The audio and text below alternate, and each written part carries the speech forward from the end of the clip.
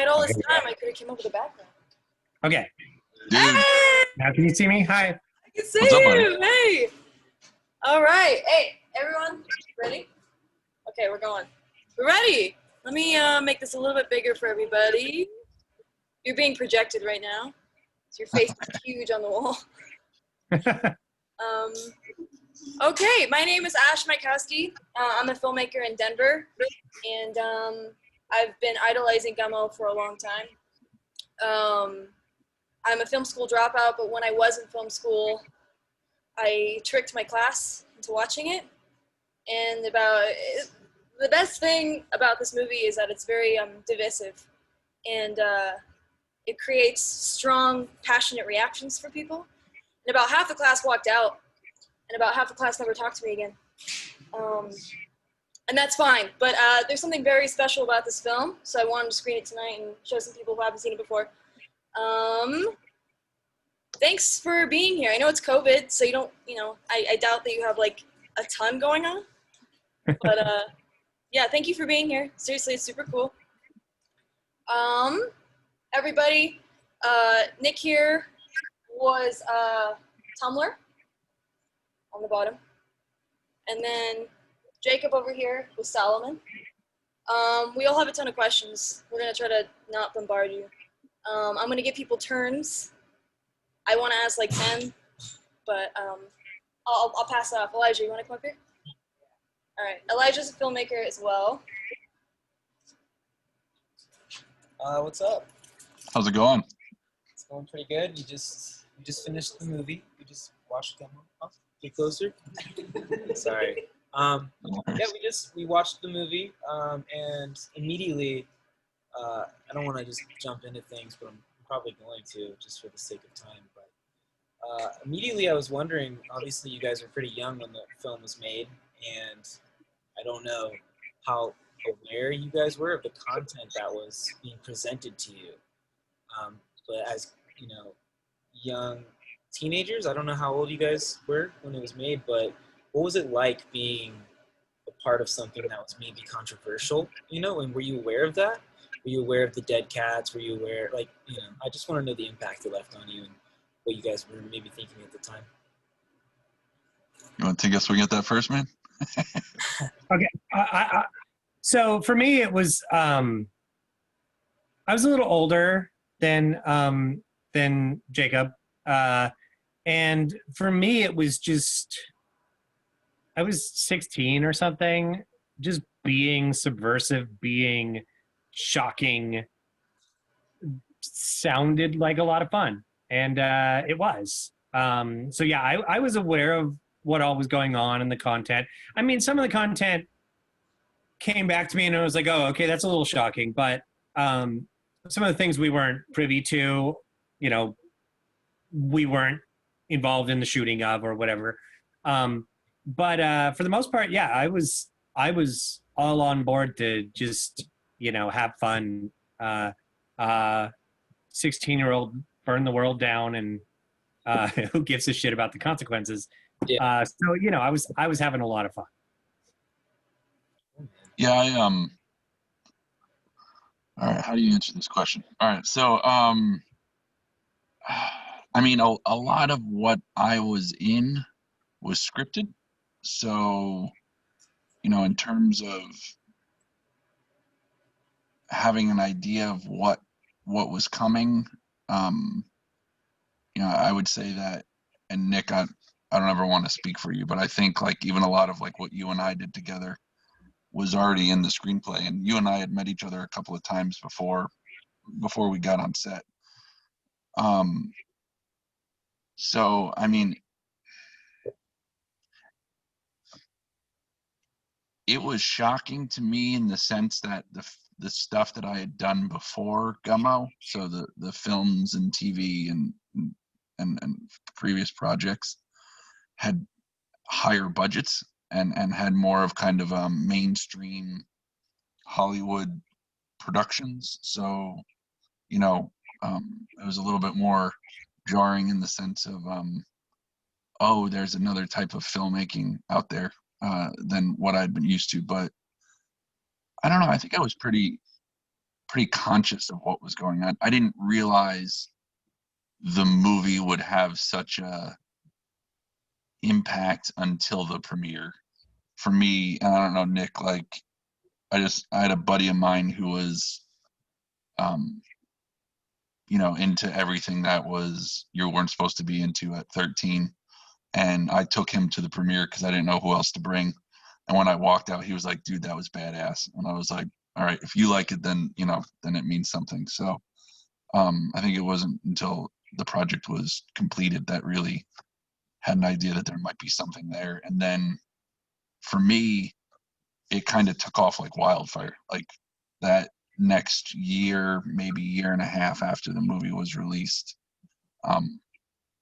was a lot of exposure and just kind of different experiences that came with the type of movie that Gummo was. So, and kind of has perpetuated ever since in different ways. Thank you. Sure. I'm gonna pass it on. Yeah, I appreciate it. Okay. All right, man. Have a good one. We don't sound old, do we? Do we sound like old people that are just like sharing war stories? Anyway. The constant voice, all right, someone, I know you guys have questions. Come on up. We don't bite. Well. Hey, how you not doing? on purpose. Hey, how's it going? Hi. Fantastic. I'm Nathan. I'm DP down here. I'm just Okay. kind of curious what the casting process looked like for you guys as young actors, and sort of what rehearsals looked like as you guys went through, if you had any, or I don't know what the preparation process was like going through a project like this. Sure, man. I'll take a swing at that. So for me, Harmony had seen a film that I had done when I was younger, and had actually originally wrote Jacob Sewell's character Bunny Boy for me. And then when I met him for kind of the casting meeting or whatever, he ended up offering me Solomon, the role of Solomon. And so that was kind of what led into the casting for the film.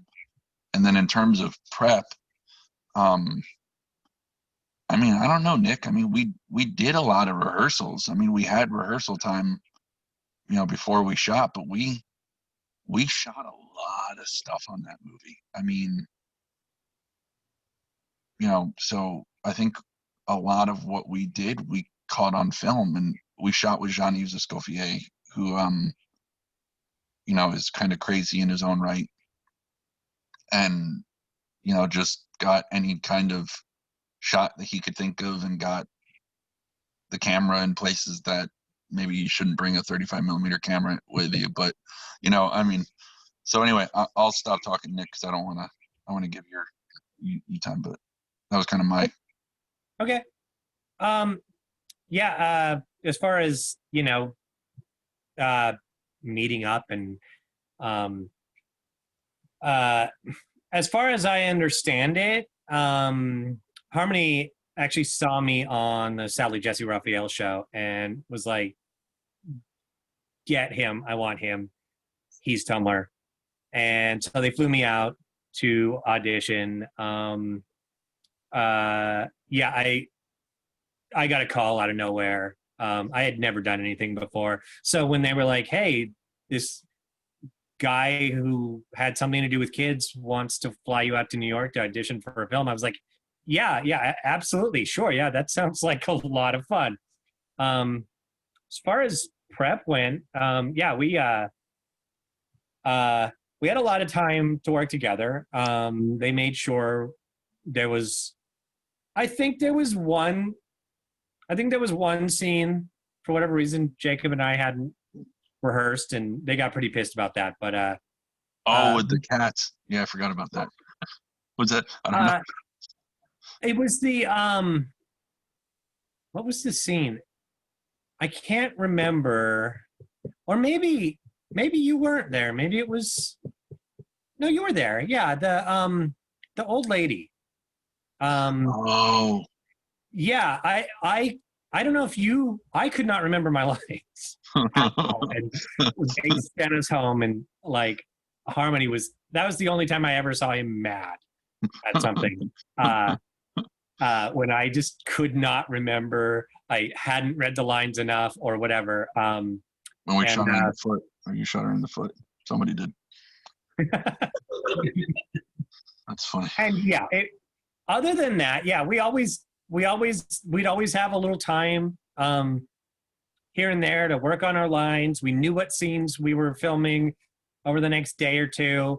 We knew what we had to work on, and we got together and found time. I mean, we didn't have all that much else to do when we weren't shooting. I mean, you and I used to run lines at the apartment, dude. Or Yeah. you know what I mean? We spent a lot of time reading that. Anyway, sorry, my phone. Yeah. Hopefully that answered your question, man. Absolutely. Thank you. That was fantastic. All right. Real quick to go off of that, my friend Anthony actually asked this earlier. That clip that Harmony saw what was it? Sally Josie Raphael? What's the show called? What was the show that he found you on? Sally Jesse Raphael. Yeah. Is that clip available somewhere online?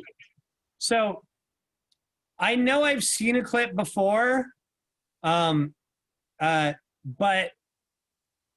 from what I understand, when we later on were trying to get a copy of it, apparently it was lost. That entire episode was lost. I don't know, in a fire or something damaged the area it was being kept. So as far as I know, the only recording I know of that exists is on an old VHS in my mother's storage somewhere, if it still even exists. You should auction it off. So yeah. Okay. But I swear I've seen one on YouTube, like way back in the early days of YouTube, but it's since I've never seen it again. Okay, we'll keep searching. All right, next question. Robin? Come on. It's my little sister. All right. Hello. I only have one question. So were most of the scenes scripted or no? Do you want to go ahead? You can take it, man. Or As far as everything we did, for the most part, it was pretty. I mean, for me, most of the stuff I was doing was pretty scripted. There wasn't. I mean, Harmony had a very exact vision of what he wanted from Tummler, and whenever I strayed from that, he would be like, "Hold up, what are you doing?" So there was a lot of control there. The only time I was really able to just sort of let loose was in the scene with the coffee table and the ha cha cha cha, that particular scene. But even then, that was, I mean, Harmony just kept being like, "No, I need you to be wilder. I need you to be wilder. You're drank like 40 cups of coffee. You're not wild enough. Come on." So that, but most of the time it was very, I mean, for Tummler's supposed to be very, very emotionless and cold. And anytime other than that, I tried to put any kind of emotion or inflection in it, Harmony was like, no, stop. He doesn't feel happy right now. So yeah.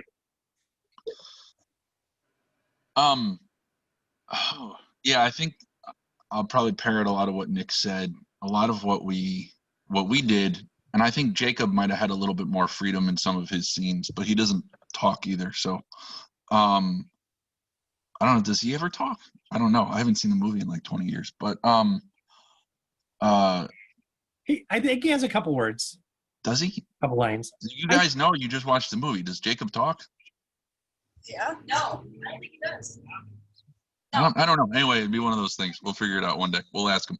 Anyway, but I had a couple of scenes where we were able to ad lib, but it was like very specific lines. So the one I remember is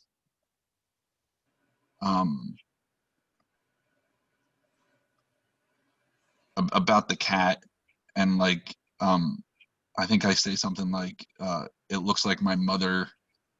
Oh yeah. It's a lesbian cat or something like that, and I think that was ad libbed, but because I didn't know what else to say. He was like, you need to think of something like really bad to say, and I was like, I'm 12, man, I have no fucking idea. But I think that was a line, I think. And then I don't know, man. I mean, yeah, a lot of what you see is what he wrote. I mean, the script is, a lot of people, at least in questions over the years, have found that kind of surprising because it comes across as such a, avant-garde and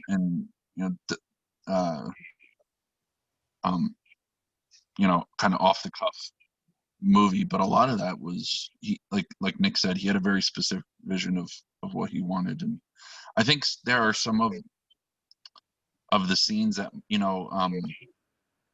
that are kind of just like found footage scenes. So scenes of like everybody talking just before you and I come up to talk to Jared Wigley. Like a lot of that stuff is ad-libbed, but I guarantee you he was probably prodding those people to get them to say certain things, and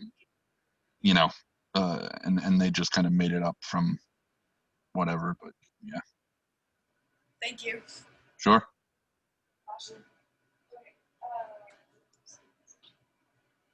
right. Dude, how's the city up there, man? Are you all right? How's the city? Oh, Nick's up. Oh yeah, I'm fine. You're Everything's fine. wonderful. That's good. Hey, it's me again.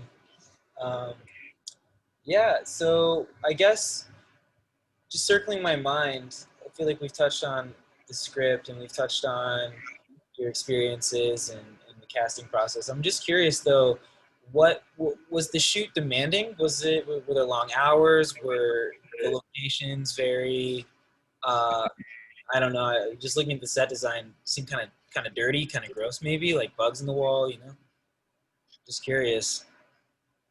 You want to take that one, man? So yeah, there was a lot of. I mean, they scattered out some very, very interesting houses. I feel like Jacob got the worst of that, and I'll let him, talk about his experiences. But there were some moments, biking on hot days. That particular scene at the end, which I love, by the way, I just hated shooting it. With where they're playing Roy Orbison in the background, and we're shooting the cat, and rain's falling on us, and like that was, as I recall, it was grueling to film because it was cold and we were wet, and they brought in rain machines to make us even more wet. And but yeah, I love that particular scene. Every time I see it, I mean, I don't watch the movie much, but I will go just watch that scene because it's very beautifully done. But yeah, there were some pretty grueling, and I believe our last day of shooting wound up lasting like 20 hours or something like that. It was a long day. 20 hours? Yeah, like we went from like early morning, late into the night, late into the next morning, just finishing up all of the little scenes that had to be wrapped up. That last day, I was up forever. And I didn't even, I mean, I was done with my scenes. I just wanted to be there. Yeah, I think I mean, the bathtub scene is kind of my memorable moment from shooting. But the big story that we've kind of shared over the years is that the crew. I think that was. I don't remember the days being long, but I mean, we were having fun. So I mean, like Nick said earlier, like what else did we have to do? We were kind of just there. So like if we weren't shooting, we were like hanging out with each other, or we were, at the location office or whatever. But the one thing that was really interesting is I went back earlier this year I was decided that I wanted to go on a driving tour because I needed to get away, and stopped off in Nashville to see some of the old locations. And what really blew me away is how close everything really was. A lot of what we shot was within, probably 5 or 10 miles of one another. But that whole area where all the, the houses, that the bathtub and the big hill that we, everybody drives down, those are all like condos now, like big townhouse, upper middle. It's crazy, man. Anyway, but yeah, I think Harmony just went out and found, what Harmony lived in Nashville, so he knew the areas. And I think what he couldn't find, he had the set decorators make. So like the scene with the lifting weights, that's in another house. That's in the basement of the house where Nick does his cha-cha-cha-cha stuff. And they brought in like, the toilet bowl and all that stuff that's thrown in the corner to give it the feeling that it would match up with the house from the bathtub. And then the scene where we shoot the grandmother, that's the basement of the house from the bathtub scene. And there was probably, I don't know, there had to have been like 15 people that lived in that house, and it wasn't a large house. It was maybe a 2-bedroom. So it was just, it was, the circumstances of that family and kind of the reality of what their living situation was. And, he captured it, but that's what he wanted. That's what he was going for. So, Yeah, certainly translates for sure. Yeah. And one more question, real quick. And thank you for your answers. But how gross was that candy bar? Oh, I got a new candy bar every time. Like we had like I guess in my just movie watching brain, I was like, "Oh, eat that," but yeah, no, I mean, I always make the joke, and one day I'll actually find out what this guy's name was. But there was a guy whose job, a PA, a production assistant, whose job it was to sit there with a garbage can, and I would just spit everything out at the end of each take. But yeah, I think we got a new candy bar like every time. We went through 100 candy bars or something crazy. okay, yeah. Thank you. I appreciate it. Yeah, no worries, man.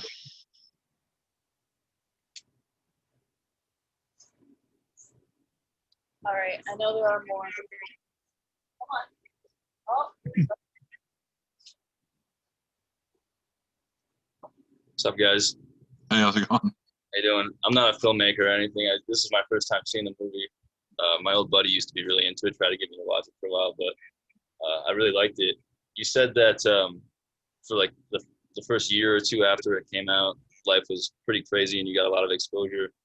Do you still get that same sort of exposure other than Zoom meetings from filmmakers in Denver? Or does it come up a lot in lives nowadays? Or The beard helps. I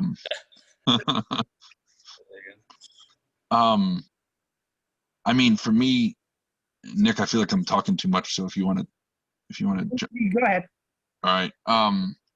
For me, it comes in waves. So I live a pretty remote life, and so I kind of have hermit style living, so I don't really go out very much. So from that sense, not often. But you know, if it does come up, it kind of comes in waves. So it'll be one of those things that somebody will recognize you, and then you'll say, okay, I've got, you know, 4 or 5 more times that this will happen, and then it'll die down again. So Right. How about you, Nick? Yeah, so when it first came out, I lived in a relatively small town. Wasn't really recognized. I did get recognized a few times when I went across the river to Portland. People would be like, were you in a movie? But shortly after Belly came out, apparently everyone wanted to go see that crazy movie that was in Belly, and went and saw it. And then immediately, like, people in my hometown, people everywhere, like, it took off. And that was a weird, very surreal moment, because Belly came out of like a couple years after or something. So, I was kind of like, oh, okay, I guess it's the fanfare has died down. We're good. But interestingly enough, yeah, like Jacob said, interest seems to get renewed every few years. I'll have like a lot of people just like come at me out of nowhere, like, hey, I have all these questions. What are you up to?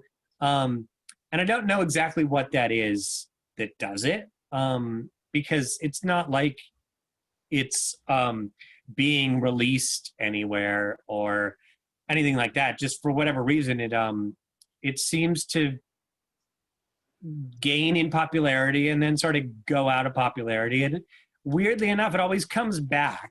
There are people who are like 22 who are like, I love that movie so much. And I'm like, wow, you were two when that movie was made. I guess following up on that as well is Jacob kind of touched on this, but do you guys have anything that you're working on nowadays that you kind of want to plug to the people that want to see more from you these days? Or I know Jacob has some things. I have things I'm working on, but again, they're slow in the making, and it'll be a while before anything comes out. But yeah, I know Jacob has some stuff. Nick and I are going to make Gummo too. We just don't know when yet. Yeah. I mean, obviously. We've talked about it for 25 years. Anyway. we're going to lock you down for the QA after right now, okay?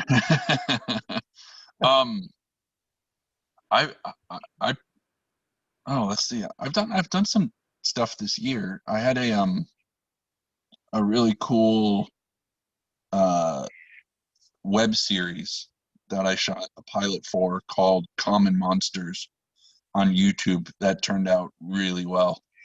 So that's something that's, I think, out there now.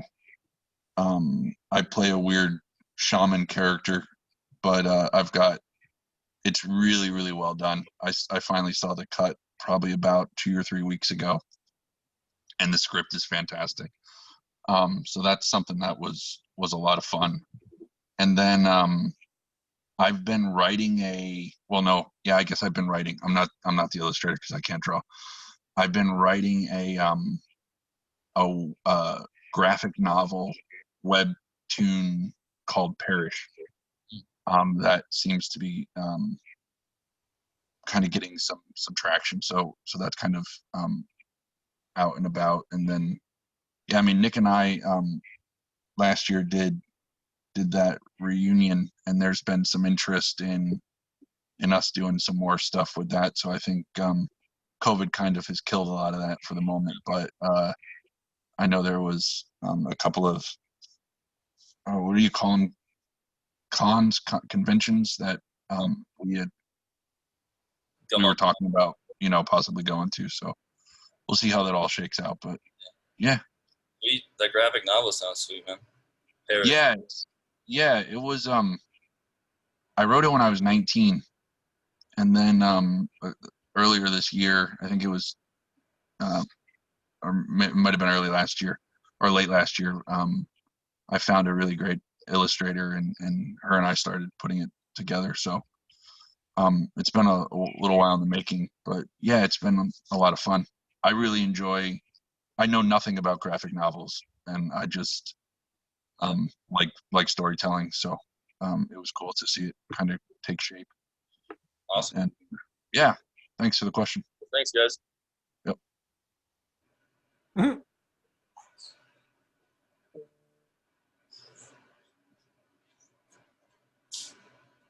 He's gone.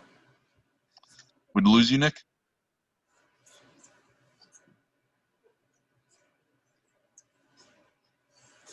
Oh.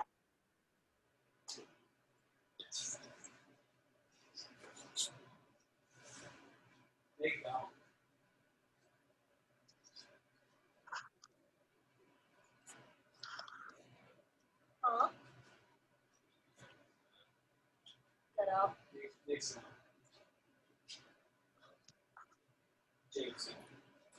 Did-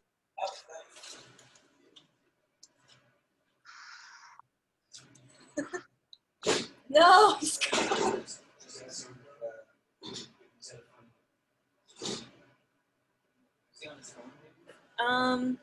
Did we lose Nick? I think we might have lost Nick. Oh, okay. That's okay. Oh, hold on. I'm getting a Facebook message from him. Oh,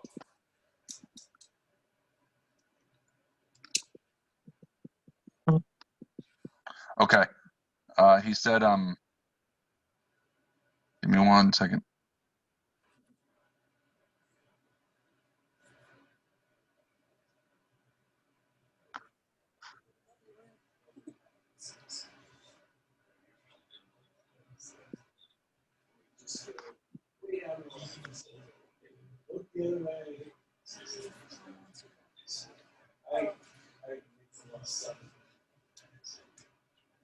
All right. I'm watching the bubbles dance, so I think he's writing one more thing. okay, cool. So you're in Texas now? Yeah. Yeah. Yeah, I've been down here for a little while. Yeah, it's all right. It is what it is. It's kind of an interesting place. Austin's pretty cool. It's Yeah. It's This is a lot of fun. I think I think Nick might be off for the night, but Yeah, that's fine. okay. I'll have to send him an email and say thank you. Okay. Sophie, do you have a question? Come on down.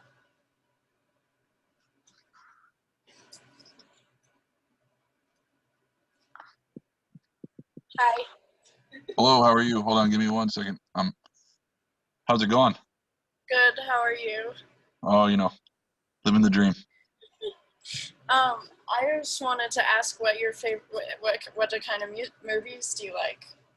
What kind of movies do I like? That's a good question. I enjoy this, and this is probably a cliche answer, but I think it really depends on what I'm in the mood for. I like a lot of comedy. I like movies that kind of are escapist. I watch a lot of documentaries, and then I think between everything going on, have been fortunate enough to see a lot of indie film over the years. So it's nice to kind of see just what everybody's able to do nowadays. I like a lot of short films. I went through a phase probably about 6 months ago with micro shorts. And micro shorts. Like very small Yeah, shorts. like under 3 minutes. So the whole story is. Oh my gosh! I thought you meant like shorts that were very, very tiny, like clothing. Yeah, like I thought short that was a genre that I just had to know. That would be really interesting. Yeah, Maybe we could. like, that There you sounds go. really cool. That's cool. Do you have a favorite movie right now? A favorite movie? I don't know. That's a good question. That comes to mind. Let's see. I mean, I can give you a favorite Harmony film. How about that? All right, I think my favorite Harmony film is Mr. Lonely. Mr. I like Mr. Lonely. I think that's my favorite Yes. Probably that, and then Kids are probably my two favorite. I haven't seen his newest one, Okay. with Matthew McConaughey, but the ones I've seen, I think it's probably my two. Or actually, there's a really great movie with Matthew McConaughey that came out a couple years ago called Mud. That's fantastic. I think I've seen that one. Maybe that sounds very familiar. But Yeah, that's a really great movie. It's an independent film, but yeah, I like just stories with heart. Stories that have depth and quirkiness. Yeah. Okay, cool. Well, thank you. It's nice meeting you. Yep.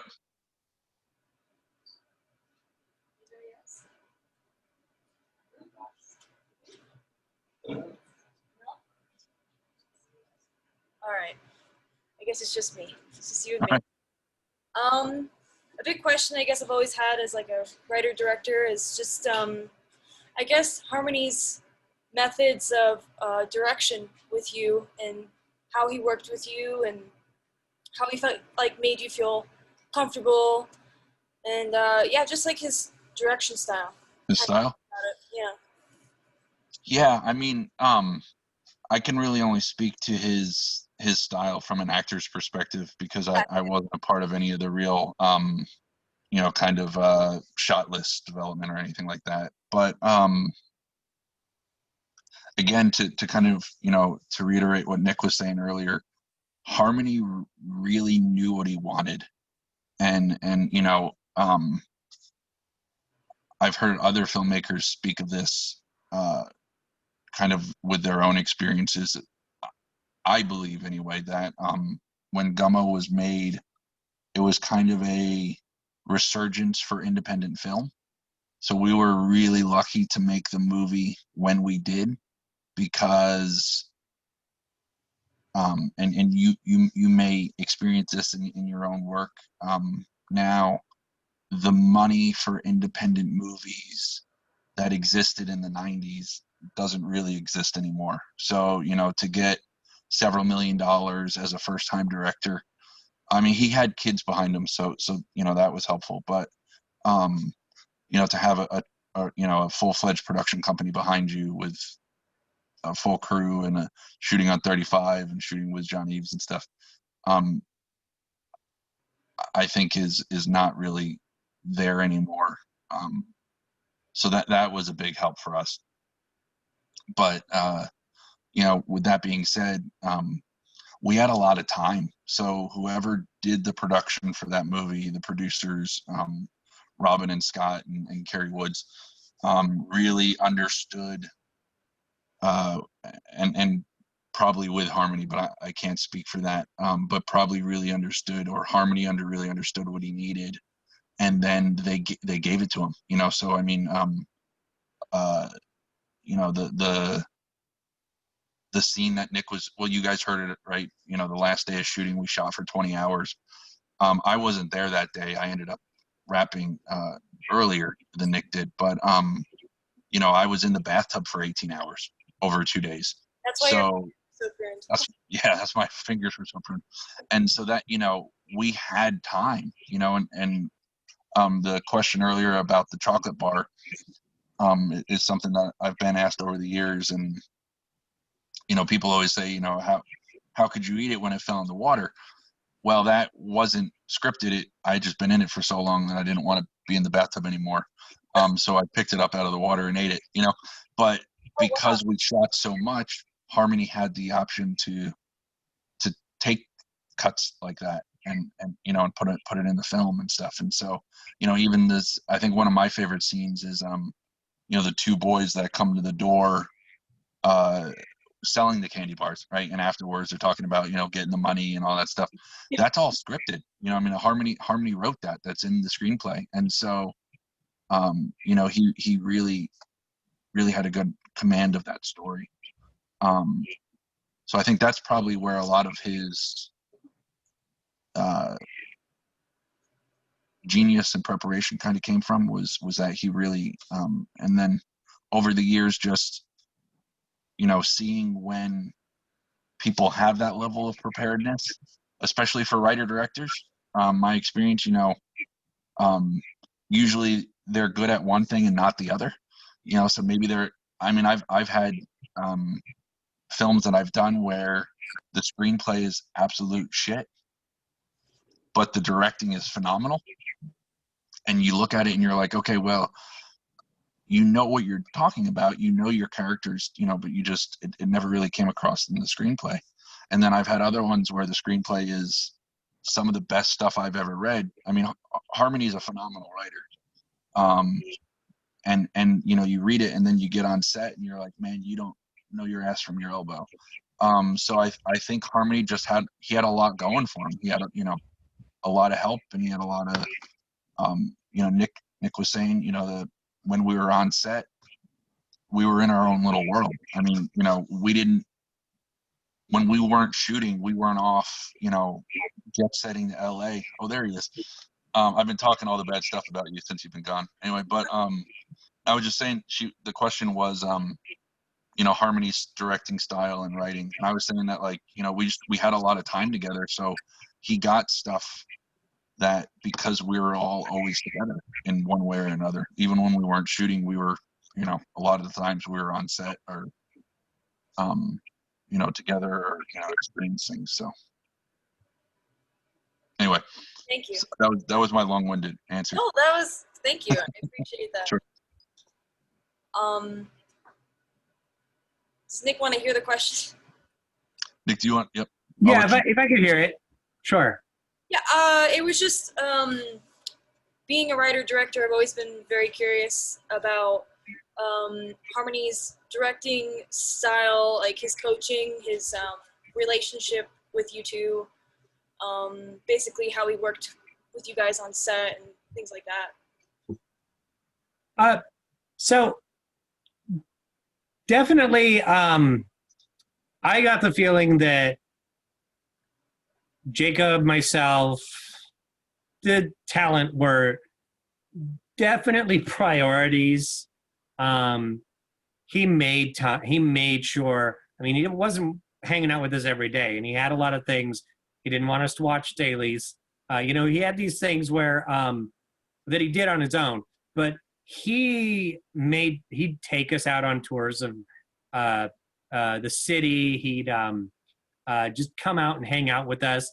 He loved to ask us questions. He loved to pick our brains and just see what we thought about, not even pertaining to the film.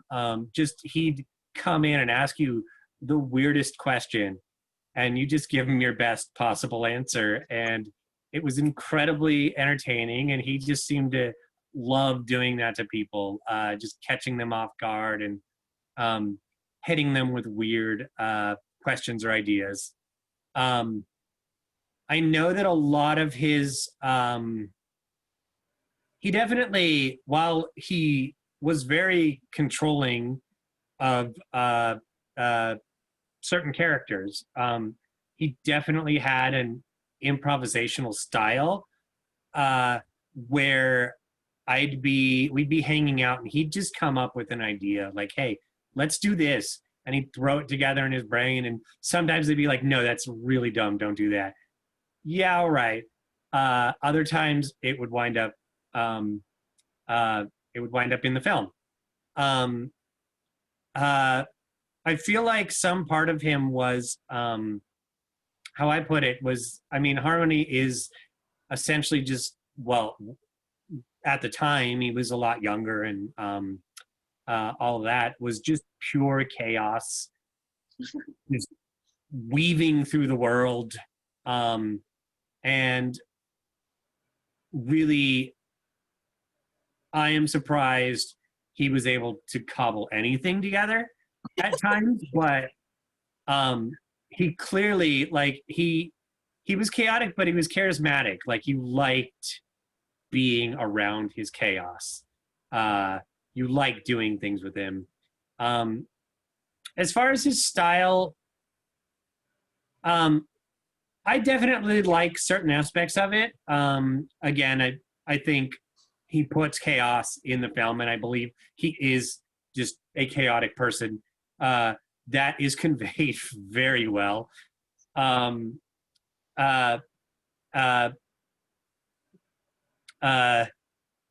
do feel, you know, there are parts of me again, I don't want to second guess his project, his baby. This was his, and we were the talent. But there were parts where I really wanted to change. Like, I really want to add this inflection. I feel like it would build on the character. I feel like it would be better for the character. And I feel like sometimes his sort of vision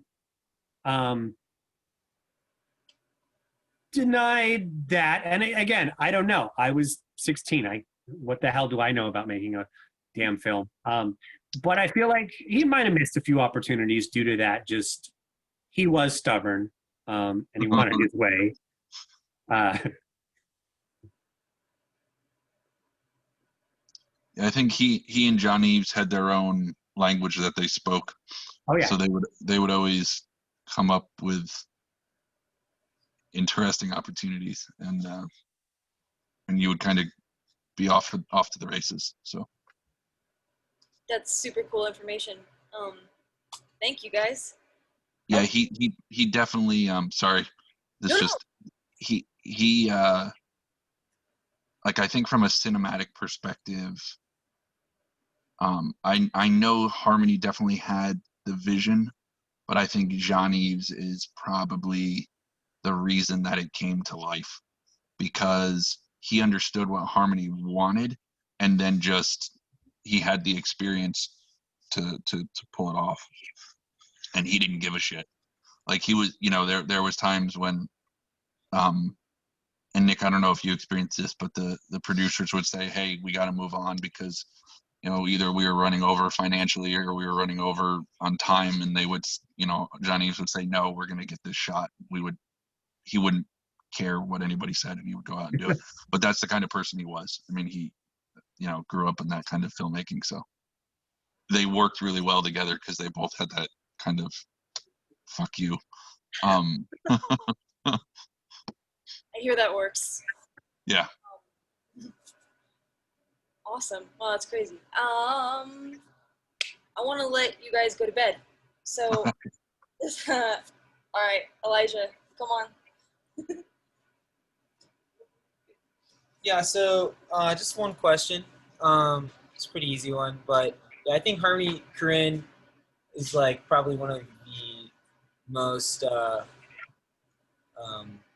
I don't know, I think he's like a gift for kind of like the current cinematic climate, just with all the kind of clones that we see coming out in theaters with superheroes, whether, you're into it or not. It's refreshing to see something like The Beach Bum come along, especially when you're in film school.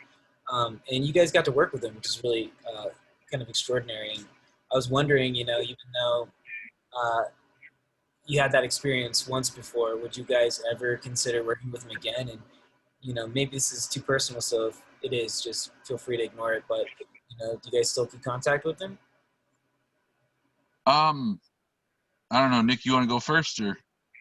So I haven't had any regular contact with Harmony for some time. I don't know when the last time we spoke was. I don't think we have any bad blood or anything. If he came out of nowhere and was like, hey, I want you to work on this project, yeah, I mean, I'd at least consider it. If I didn't feel it was right or it wasn't something I wanted to do, I'd say no. But certainly, he was a lot of fun to work with. I enjoyed working with him. If he ever came at me and said, "Hey, let's work together again," I'd be cool with it. Yeah, I feel the same. I think there's no bad blood. I know other cast members have a little bit of different experience, but Nick, you said it earlier, like at least our characters, and I think that could probably probably go across with Chloe and some of the other characters that were cast before the movie was on production, because we cast some of the people while we were down there. I say we, I didn't do any of it, but they cast some of the people while we were down there. So I think those of us that were brought in for very specific reasons kind of had a very, we were in our own little bubbles, and we had kind of a very guarded experience while we were together in a good way. And so for me, even the whole like bathtub scene, like, you know, I thought it was weird. I remember being like, man, this is gonna be weird. But I liked it. You know, I mean, after shooting it for so long, you finally said, okay, I'm ready to get out of this bathtub. But like, I don't hold any ill will. I don't think, you know, I don't, maybe there's some weird psychological thing that it fucked me up, but I haven't found it yet. So yeah, I think I would do something with him but Harmony doesn't, aside from Chloe, Harmony doesn't really work with the same people more than once. So yeah, and I think the last time I talked to him was probably about 3 or 4 years ago. I talked to his wife for a while because she's from New Mexico and I was living there for a bit. But yeah, I don't really know. I think he's down in Miami now. But yeah, he kind of just floats around, and then all of a sudden you find out that he made another movie, or you know, he's got something coming up, and you hear about it. But yeah, I mean, I had a good time. Would consider it again, similar to what Nick said, if it was the right part. Cool, man. Thanks for answering that. Yeah, no worries. Yes. Was Beach Bum good, man? Yeah, I actually, that was like my favorite movie of that year. I think it's perfect. Oh, cool, man. I need to see it. I just haven't gotten around to it. Yeah, it's really cool to see him like do such a lighthearted comedy. I like it. That's cool. I'm gonna hand it back over to Ashley. All right, I man. have a slight joke around that. So back when we were filming, when we would go around in New York and whatnot, Harmony had this ongoing joke. He would introduce me to people. Hey, such and such, this is Nick. He's going to be the next Matthew McConaughey. Now, this was a joke at the time because Matthew McConaughey at the time had only done, the only big thing he had done was Dazed and Confused. So, yeah, it was a weird reference that he was doing, and it was an ongoing joke. But years later, Matthew McConaughey starred in one of his films, and I get to now point out that in a way, you know, since I worked with Harmony first, Matthew McConaughey is the next me. Yeah. You inspired the Matthew McConaughey. Exactly. There you go. All right, we have one more question, and we'll send you to bed. Okay.